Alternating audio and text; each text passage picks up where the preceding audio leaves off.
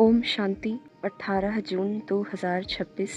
आज की मुरली का टाइटल है बाबा ने कहा मीठे बच्चे, अतीन्द्रिय सुख का अनुभव करने के लिए सदा इसी स्मृति में रहो कि हम किसके बच्चे हैं। अगर बाप को भूले तो सुख गुम हो जाएगा। आज की मुरली से प्रश्न है, बाप के मिलने की स्थायी खुशी किन बच्चों को रहती है। उत्तर, जिन बच्चों ने एक से अपने सर्व संबंध जोड़े हैं, जो एक बाप की याद में रहने की ही मेहनत करते हैं, किसी देहधारी को याद नहीं करते, उन्हें ही स्थायी खुशी रहती है। अगर देहधारी की याद है तो बहुत रोना पड़ेगा। विश्व का मालिक बनने वाले कभी रोते नहीं। गीत, बचपन के दिन भुला न देना, आज हंसे कल रुला न देना। ओम शांति। बाप कहते हैं, मीठे बच्चों, हम बेहद के बाप के बच्चे हैं, यह भूलो मत। यह भूले तो अपने को रुला देंगे। छी छी, दुनिया में बुद्धि चली जाएगी। बाप की याद रहने से अतीन्द्रिय सुख भासता है, वह सुख बाप को भूल जाने से गुम हो जाएगा।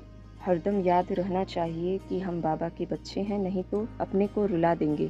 सब भगवान के बच्चे हैं। सब कहते हैं, हे बाबा, हे परम पिता परमात्मा, रक्षा करो। परंतु बाप से रक्षा कब होती है यह किसको भी पता नहीं है। साधु संत आदि कोई भी नहीं जानते कि बाप से हमको मुक्ति, जीवन मुक्ति कब मिलनी है, क्योंकि भगवान को ही कण कण में कह दिया है। अब तुम बच्चे बेहद के बाप को जान गए हो। मोस्ट बिलीवेड बाप है, उससे प्यारी वस्तु और कोई होती नहीं। ऐसे बाप को न जानना बड़ी भारी भूल है। शिव जयंती क्यों मनाते हैं, वह कौन है यह भी कोई नहीं जानते। बाप कहते हैं, तुम कितने बेसमझ बन गए हो। माया रावण ने तुमको क्या बना दिया है, अभी तुम बच्चे जानते हो। यह हमारी जन्मभूमि है। मैं हर 5000 वर्ष के बाद आता हूँ, वह फिर कह देते 40,000 वर्ष बाद, जब यह कलयुग पूरा होगा तब आएंगे।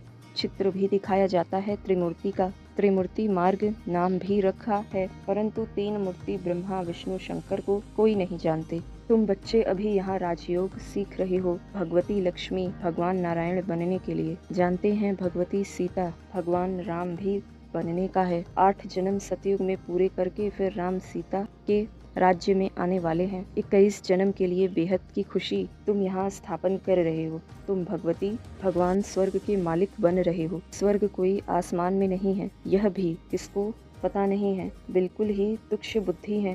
कहते हैं फलाना स्वर्ग पधारा, परंतु समझते कुछ भी नहीं है। अच्छा, क्या क्रिश्चियन बौद्धी सब हेवन में जाएंगे? वह बाद में आकर अपना धर्म स्थापन करते हैं, तो फिर वह स्वर्ग में कैसे आ सकते? स्वर्ग किसको कहा जाता है यह भी उनको पता नहीं है। सन्यासी लोग कहते ज्योति ज्योत समाया, कोई फिर कहते निर्वाण धाम गया। निर्वाण भी तो लोक है ना, वह तो निवास स्थान है।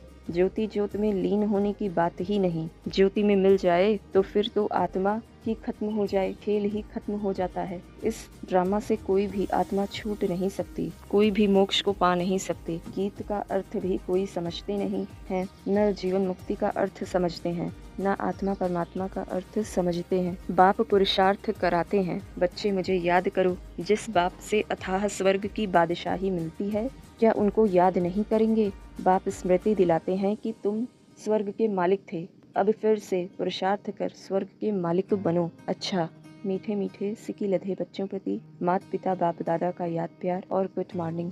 रूहानी बाप की रूहानी बच्चों को नमस्ते। हम सभी रूहानी बच्चों की रूहानी मात पिता बाप दादा को याद प्यार, गुड मॉर्निंग, नमस्ते। शुक्रिया बाबा, शुक्रिया। धारणा के लिए मुख्य सार। पहली पॉइंट, कभी भी किसी बात में छुई मुई नहीं बनना है। ईश्वरीय बचपन को भूल मुरझाना नहीं है। इन आँखों से जो कुछ दिखाई देता है उसे देखते भी नहीं देखना है। दूसरी पॉइंट, एक बाप की याद में ही कमाई है, इसलिए देहधारियों को याद कर रोना नहीं है। बाप और वर्षे को याद कर विश्व की बादशाही लेनी है। आज की मुरली से वरदान है, श्रेष्ठ मत के आधार पर मायावी संघ दोष से परे रहने वाले शक्ति स्वरूप भव। बच्चों की एक कंप्लेन रहती है कि संबंधी नहीं सुनते, संघ अच्छा नहीं है, इस कारण शक्तिशाली नहीं बन सकते। लेकिन श्रेष्ठ मत के आधार पर ज्ञान स्वरूप शक्ति स्वरूप के वरदानी बन अपनी स्थिति को अचल बनाओ। साक्षी होकर हर एक का पार्ट देखो, अपने सतयुगी पार्ट में स्थित रहो। सदा बाप के संग में रहो तो तमोगुणी आत्मा के संग के रंग का प्रभाव पड़ नहीं सकता। स्लोगन, कर्मयोगी वह है जो कर्म के कल्प वृक्ष की डाली पर बैठ कर्म करते भी उपराम स्थिति में रहे। कर्मयोगी वह है जो कर्म के कल्प वृक्ष की डाली पर बैठ कर्म करते भी उपराम स्थिति में रहे। अव्यक्त इशारे सदा हर्षित रहने के लिए अपनी नेचर को सरल बनाओ, सहनशील बनो। जैसे कोई की विशेष नेचर होती है, उस नेचर के वश न चाहते भी चलते रहते हैं। कहते हैं चाहती नहीं हूँ लेकिन मेरी यह नेचर है।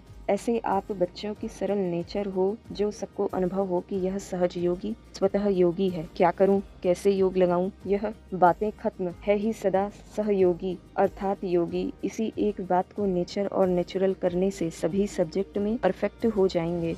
अच्छा।